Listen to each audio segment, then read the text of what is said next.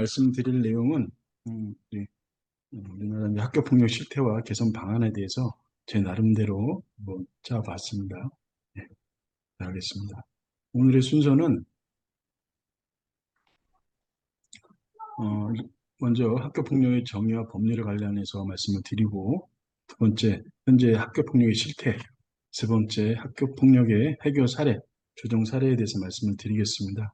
다음은 해외 학교 폭력 해결 프로그램과 시사점에 대해서 얘기를 나누는 시간을 갖고요. 마지막으로 학교 폭력의 개선 방안에 대해서 한번 논의를 해보겠습니다.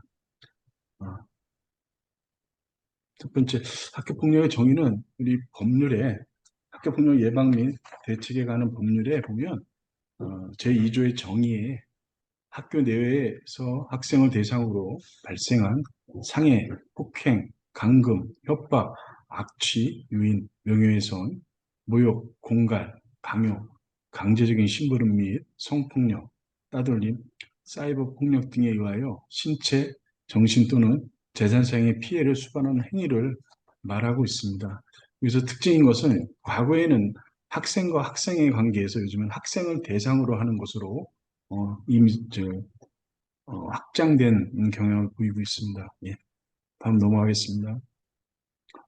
이거는 표와 보시는 바와 같이 학교폭력 예방 및 대책에 관한 법률이 언제 제정이 됐고 어떤 게 추가가 됐는지에 대한 것입니다. 그래서 가장 중요한 거는 2004년도에 법률이 제정이 됐고 2010년도에 학교 전담 경찰관제가 도입이 되면서 각 학교별로 학교 전담 경찰관이 배치가 되었습니다. 그리고 24년도에 학교 전담 조사관 제도가 생기면서 또한 지역교권보호위원회가 각 지역교육청에 설치가 됐습니다. 올해는 학교폭력 사안 조사 주체 선택권 확대라고 해서 과거에 작년만 해도 사안이 발생이 되면 전담 조사관이 의무적으로 나가게 돼 있었는데 현재는 그 조사를 학교가 할 것인지 조사관한테 의뢰를 할 것인지에 대해서 선택권이 주어졌습니다. 그것은 이 학교에서 발생되는 경미한 사안까지 조사관이 나가서 시간과 경비를 소요하면서 할 필요가 없다고 생각이 된 것 같습니다. 그래서 아마 그런 부분이 반영이 되는 것 같고요. 내년 입시, 2020년 입시부터는 생활기록부에 학교폭력 조치가 반영이 됩니다. 예. 이름으로써 우리 26학년도 대입부터는 모든 대학이 학교폭력 조치사항을 입시 전형에 의무적으로 반영하게 됩니다. 그 다음에 그 정의에, 학교폭력 법률에 대한 2조 정의에 올해부터는 이 사이버 폭력이라는 거와 딥페이크라는 게 명시를 했습니다. 법률상에. 그래서 그거에 대한 제재가 있을 것입니다. 예. 그다음에 다른 법률과 비교하는 것은 현재 우리 학생들에 대한 관련된 법률입니다. 첫 번째 사항은 초, 중, 등 교육법의 시행령에 있는 학교생활교육위원회, 그 학교 교원으로 구성된 아이들에 대한 그 자율 규제에 대한 것이고요. 이거의 특징은 이 5가지 조치 중에 한 개만 가능하고요. 이 지역교권보호위원회, 작년에 교육청이 생긴 이것은 1호부터 7호까지 있는데 이것도 또 한 개의 조치만 가능합니다. 그러나 이 학교폭력대책심의위원회는 1호부터 9호까지, 퇴학까지 있습니다. 퇴학은 고등학생만 가능한데 병과 여러 가지 조치를 같이 부과할 수 있습니다. 그것이 차이점입니다. 이 학교폭력 실태 현황에 대해서 말씀드리겠습니다. 올 1차 올해 조사한 내용입니다.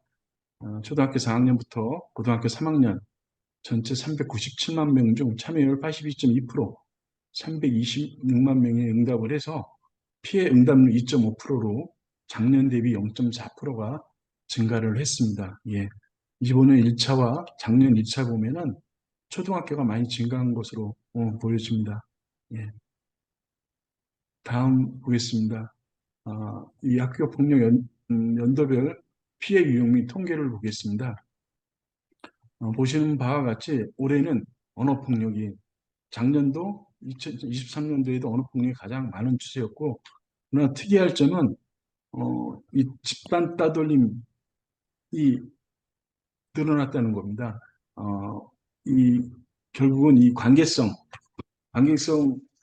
학교 폭력이 증가하고 있다고 보여집니다. 관계성이라는 것은 학생과 학생 간, 집단 간의 갈등이 발생되는 것으로 보여집니다. 예. 학교 폭력 10대 현황에서 학교 급별, 초, 중, 고 학교 비중입니다. 여기서 보시면은 다수의 언어 폭력이 있지만 그 중에서도 고등학생은 언어 폭력이 가장 높고, 예. 그 다음에 이제 따돌림 분해, 예. 그 다음에 이 사이버 폭력이 많이 증가하는 것으로 보여집니다. 네. 학년이 증가할수록 이 관계적 폭력이 증가하고 있는 상황입니다. 예. 다음으로 넘어가겠습니다. 요 사안은 제가 심의를 하던 중에 조정이 일어났던 사안입니다. 이제 학폭 심의가 들어오면 거의 초등학생은 보호자의 이 감정이 개입이 되면서 또 요즘 현 시점에 보면은 우리 아이들이 외동 아이들이 많다 보니까 아이를 너무 귀하게 키우다 보니까 아이만만 듣고 이렇게 학폭에 의뢰하는 경우가 많습니다. 그래서 지금도 보면은 실질적으로 초등학교 1, 2학년간의 사안을 보면은 거의 학폭이 아니면 결정되는 사안이 좀 많거든요.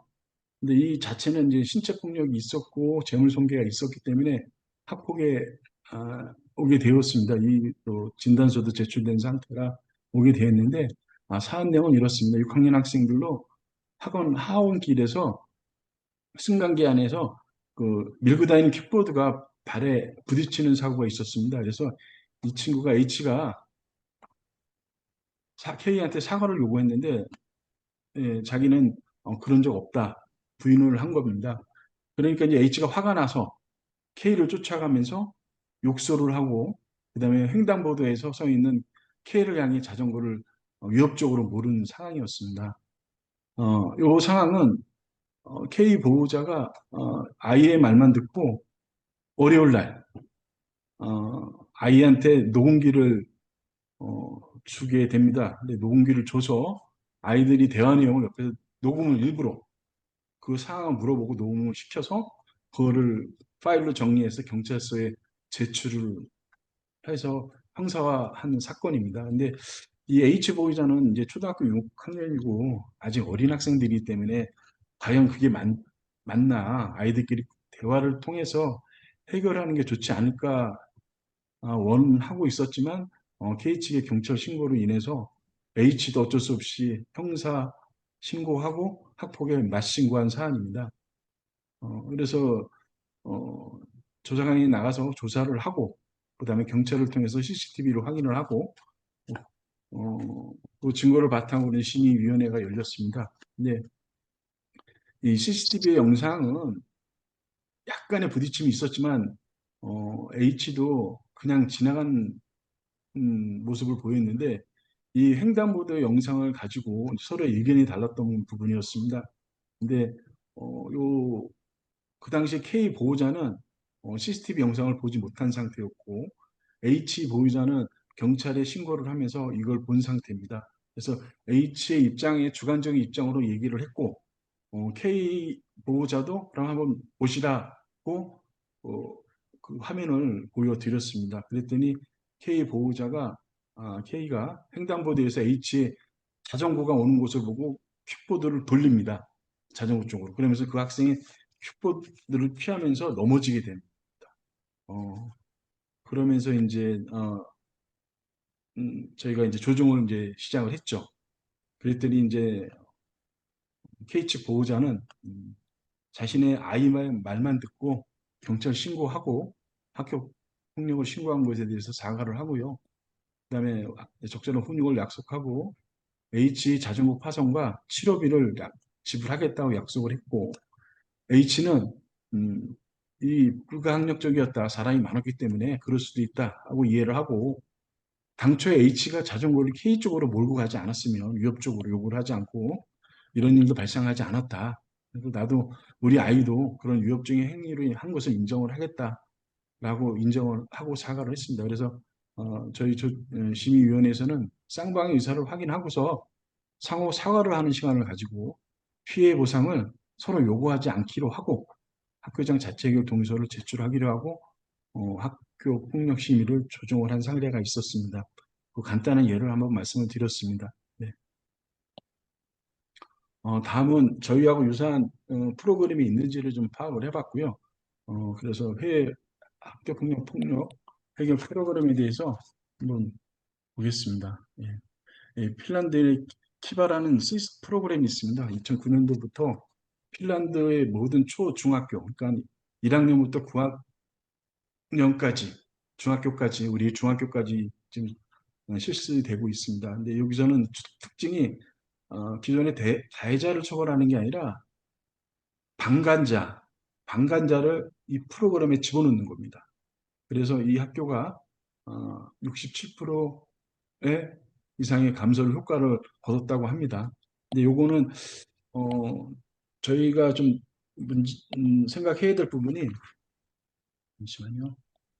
요거는 그 학교 내에 이 키바를 운영할 수 있는 다른 조직이 필요합니다.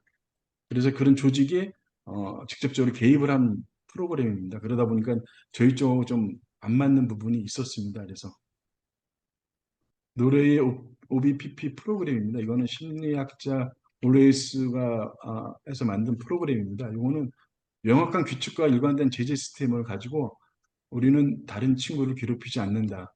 우리는 괴롭힘을 당하는 친구를 도울 것이다. 우리는 혼자 있는 친구들과 함께 할 것이다. 우리 누군가가 괴롭힘을 당하면 학교나 집에 어른에게 알릴 것이다. 라고 네 가지 규칙을 가지고 행동하는 겁니다. 그리고 피해 학생이 피해를 받을 때 멈춰라고 요구하면, 주장하면 주변 방과제들도 예, 방어자로 전환되로 폭력상에 중단되는 효과를 추구하고 있습니다. 예.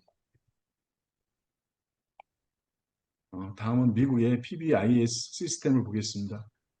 여기에 가장 우리하고 좀 비슷한 모델입니다. 보편적 모든 학생한테 교육을 통해서 얘기를 하고요. 그 중에서 표적 집단, 위험한 집단들, 그러니까는 일부 문제성이 있는 학생들을 선별적으로 교육을 하고 집중적, 그래서 그 집중적으로 교육을 한다는 목적을 갖고 있습니다. 그래서 우리 현재 위 프로젝트와 연계해서 지금 하고 있습니다. 지금 이제 학교 폭력에 대한 고민에 대해서 제가 몇 가지 써봤습니다. 예, 먼저 우리 지금 현재 학교 폭력은 법적 분쟁화로 돼서 교육적 해결 기회가 상실이 됐다. 결론은 변호사의 새로운 블루오션 시장으로 발전이 된 상태입니다. 예. 이 이유는 요즘에는 가해자가 이 대학 입시에 연루가 된, 그러니까 관련 영향을 미치기 시작하면서부터 가해 학생들이 요즘에는 이제 아예 초창기부터 변호사를 대동하고 개입을 시켜서 진행을 하고 있습니다. 가장 이제 특징적인 게 조치를 받아도 집행정지 신청을 하고 시간을 끄기를 시작을 하면 대입이 들어가서도 어, 생기부 기록이 안 되기 때문에 그런 틈새를 노리고 변호사를 사용하는 경우가 생기고 있습니다. 예. 그다음에 여기 아까 일본하고 연결된 문제고요. 그다음에 이제 두 번 의뢰한 거는 이 형사소년법, 형사적으로 죄를 져서 소년원 갔다 온 친구들과 학교 폭력 조치, 아이와 단순 갈등을 해서 폭행이 됐던 사이버로 해서 욕을 했던 이 학생들의 차이가 너무 납니다.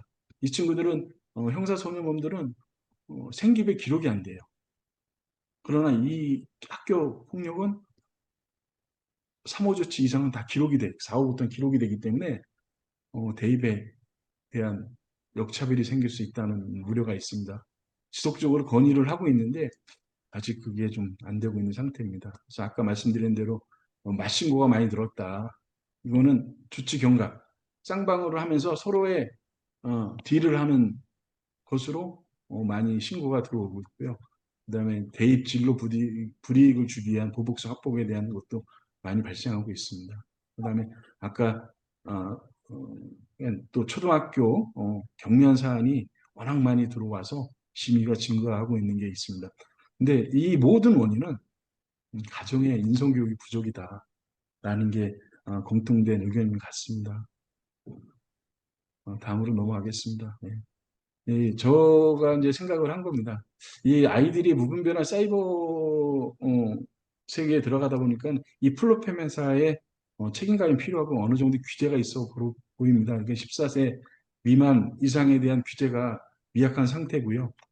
요 자체결 강화와 절차 간소화는 올해부터 좀 바뀐 게 있습니다. 옛날에는 과거에는 학폭이 발생이 되면 무조건 분리 조치를 했습니다. 왜냐하면 이 사안이 맞는지 안 맞는지를 떠나서 신고가 되면 무조건 그 관련 학생들을 분리를 시켰는데 요번부터는 이제 학교장이 판단을 합니다.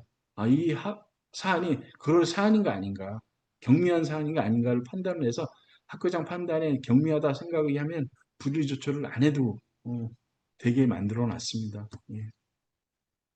제가 이제 현장에서 학교 폭력 선생님들, 전담 교사들을 많이 만나봤는데 가장 두려운 게 민원이라는 부분이에요. 보호자 민원. 그러니까 보호자가 가해자가 됐던 피해자가 됐던 입장에서 어, 와서 학교 그 폭력 전담 교사한테 항의성 민원을 하고 위협적인 행동을 합니다. 그러다 보니까 이 선생님들이 어떤 분은 자기가 스스로 몸캠을 사서 부모와 상담할 때 말씀을 드리고 상담하는 선생님이 있어요. 그런 정도로 선생님들이 이 안전에 대한 불안의식이 좀 강하게 생겼습니다. 그래서 어, 부모와 상담하는 것이나 아니 안전부 입구 CCTV를 설치를 하고 그다음에 민원 전화 오는 거에 대한 안내 문구 녹음이 되고 이거 형사상에 민사상에 불이익이 당할 수 있다는 안내 문구를 적어서 할 수 있는 녹음기를 좀 설치를 원하는 부분이 많이 있더라고요. 그래서 그 부분에 대해서 기록을 했습니다. 그다음에 이제 전담 조사관제에 대해서는 이 수사권이 없기 때문에 이 증거자료 확보에 대한 문제가 좀 많이 있습니다. 그래서 좀 중대한 사안에 대해서는 일단 사법경찰이 협조가 좀 필요하지 않나 하는 생각에 이걸 적어놓게 됐습니다. 그래서 아까 인성교육에 대한 부분은 이 학부모 교육이라는 게 형식적인 거거든요. 예산이 많이 잡혀 있어요. 도교육청 가보면. 그러나 이게 다 형식적인 거예요. 이거를 강제할 수 있는 방법이 없다 보니 어떻게 학부모가 들어올 수 있는 방법은 옛날에 는 그 중학교만 해도 그 봉사 점수가 있었어요. 학교에서 줄 수 있는 봉사 점수.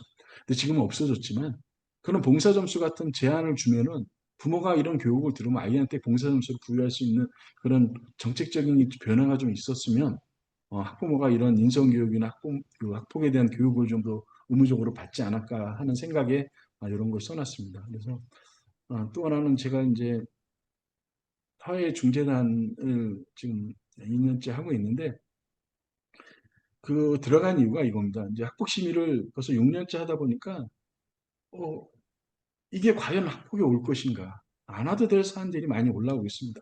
그러다 보니까 먼저 개입을 하면 어떨까 하는 마음에 이 중재를 하면서 학폭에 대한 신고나 취하를 하도록 지금 노력을 하고 있습니다. 그래서 아이들이 교육적인 절차가 아닌 이 행정적인 절차인 학폭에 들어오게 되면 사과라는 걸 못 받거든요. 예. 그냥 그 가해 관련 학생 나 조치 받았어. 이게 끝이야라는 생각을 갖고 가기 때문에 그 전에 이 학생들끼리 대화나 서로의 그 아쉬운 부분 그리고 원하는 바를 얘기를 통해서 대화를 통해서 회복적 대화를 통해서 하게 되면 사과를 받을 수 있고 거기서도 안 풀리면 그때 가도 되지 않겠느냐는 생각이 해서 제가 화해중재단에 개입을 했고요. 그래서 올해 12건의 화해중재를 나가서 10건 정도는 이제 학폭 취하를 하도록 유도를 한 경우가 있습니다. 예. 일단 이상으로 제가 오늘 준비한 내용은 여기까지입니다. 예. 매진만 한마디 하겠습니다. 저희 위원회 제가 항상 위원들한테 얘기를 합니다. 저희 시민은 학생의 인생에 학교 폭력의 가해자라는 꼬리표를 달리할 수도 있고 또한 진짜 가해자한테 면죄부를 줄 수 있는 중요한 자리이다. 그러니 항상 심도 있게 사안을 바라봐 달라고 말씀을 드리는 고 있습니다. 그래서 그 말을 마지막에 적었습니다. 예, 여기까지 하겠습니다.